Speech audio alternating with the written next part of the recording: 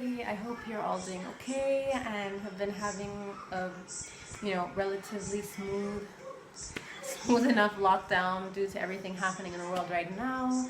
I haven't been posting the past week, or I think I haven't been posting since last week because I've had just a crazy work schedule as far as like getting proposals out, getting deadlines.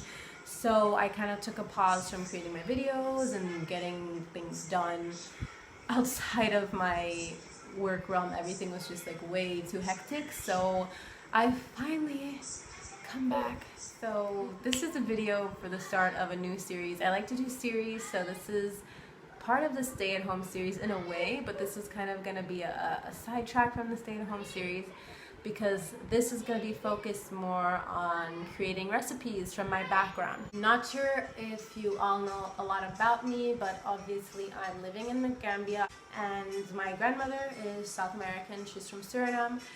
And both of those cultures have pretty meat-heavy food. And I don't know also if you know about me, but I'm very much plant-based.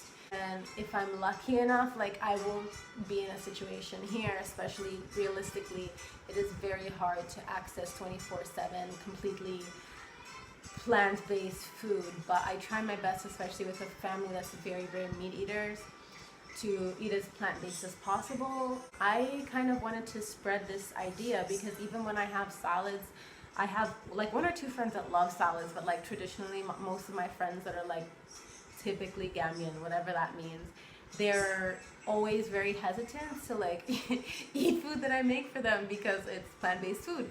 So this is a series that's going to be more focused on Afro-Surinamese food cooked in a plant-based way, using and accessing local resources that can be found here. For the Surinamese food, I'm kind of going to mix it up a bit, get some spices from my grandmom, but for most of the Gambian stuff, I'll be using resources that I can find in the area, like nothing imported.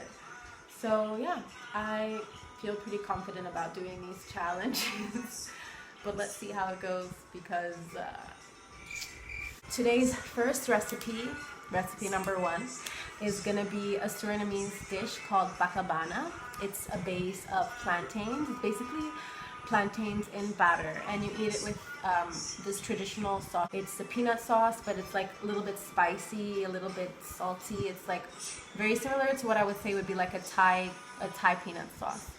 So that's what we usually eat the Bakabana with. So I'm gonna do my best to try using the plantains that I got like 2 weeks ago.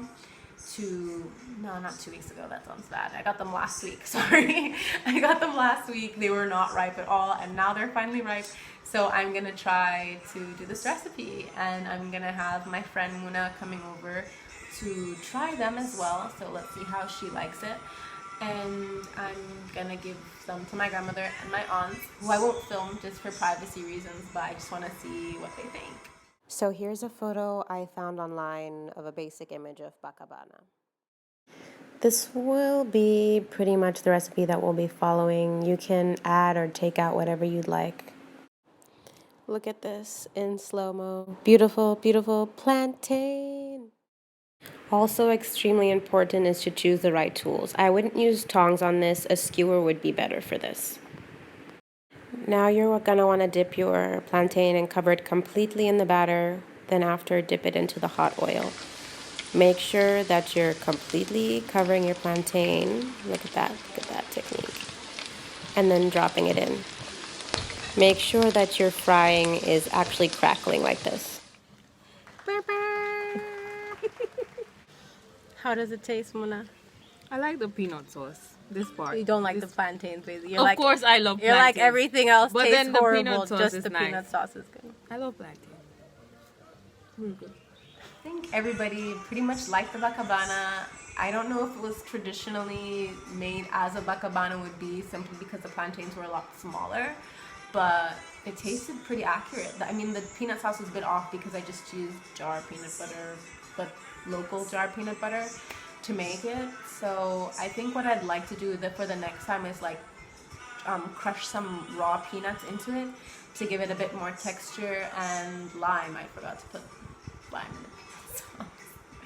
But yeah, everybody else seemed to like it a lot. My grandmom's friend was telling me to make a bunch of them and sell them, which isn't happening unless anybody feels like working a food line with me, because the way my schedule is set up right now, it's not happening.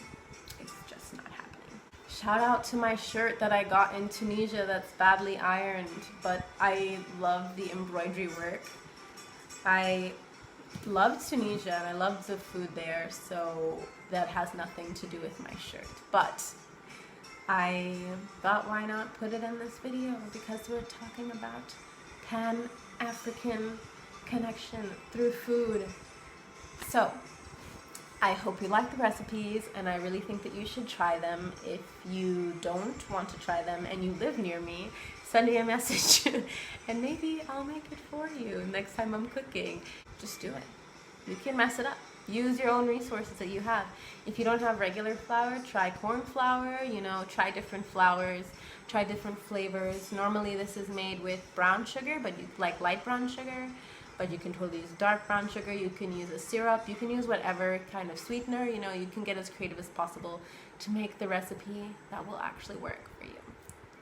Alright, thanks everybody for watching, and see you for the next recipe.